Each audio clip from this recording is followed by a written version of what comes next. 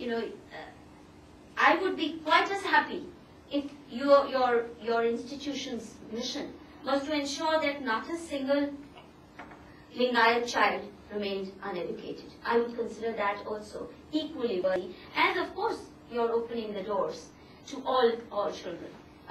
The two need not be exclusive or at war with each other, because all communities ought to have that freedom and that motivation. And very often it's that competitive, this thing that you've done it, we can do it too, which has led the proliferation of variety of institutions and so on. And I wonder what people would say to your being a Sanskrit scholar. So you are being Hinduized, Brahmanized, you are not a good enough Lingayat, is this, etc. So these are, in a way, when you say, can Dalits have their own institutions and agenda without the influence of upper caste?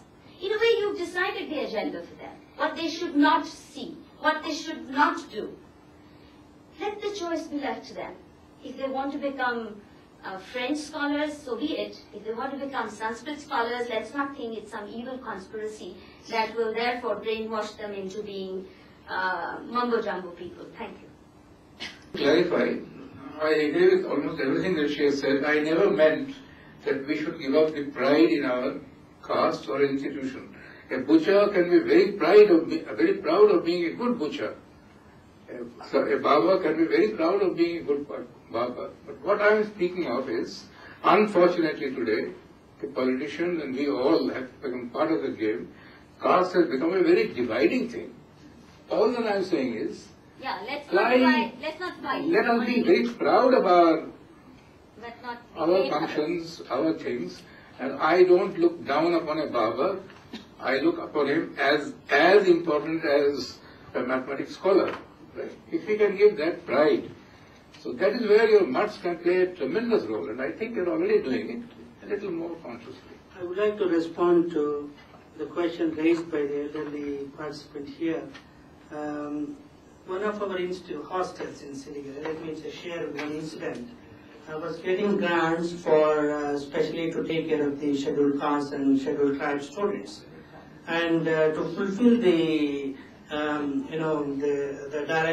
whatever obligations laid down by the government, a separate hostel was opened for the SCs and STs, and all other students were kept in a different hostel.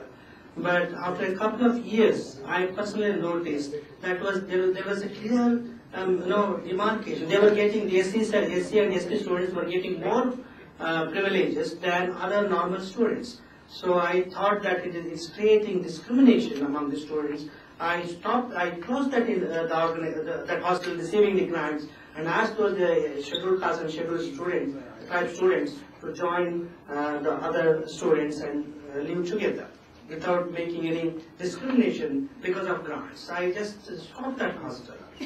And my predecessor, in the initial stage, in 1940s, when he started the hostel, he had to face protest from his own disciples.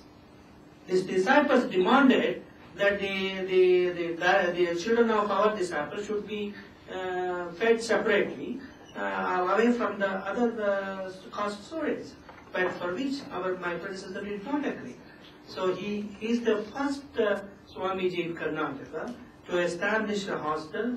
You call Sahapankti Bhojana, that is dining together irrespective of caste, community, or creed. So the disciples had no other choice because of his dominating personality.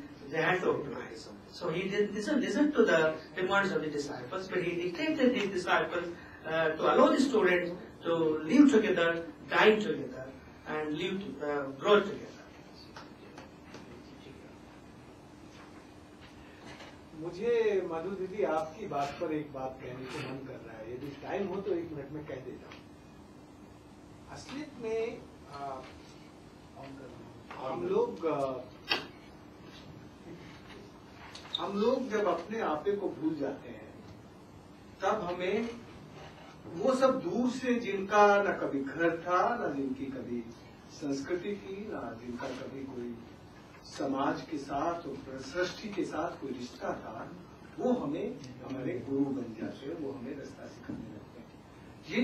ये जो हम जो सारी बातें कर रहे हैं ना कि वो फलाना हिंदू है, वो ढिकाना मुस्लिम है, ये वो है, वो है, ये सब बातें आती क्यों है, कौन लेके आता है और इनके पीछे मंशा क्या है, क्यों लेके आते हैं इन बातों को। इस बात को समझने की बहुत जरूरत है। इन बातों को लेके वो लोग आते हैं जिनको सचमुच जिनकी अपनी रूट्स नहीं है, जो बिन पैंदी के हैं, बिना जड़ों के हैं।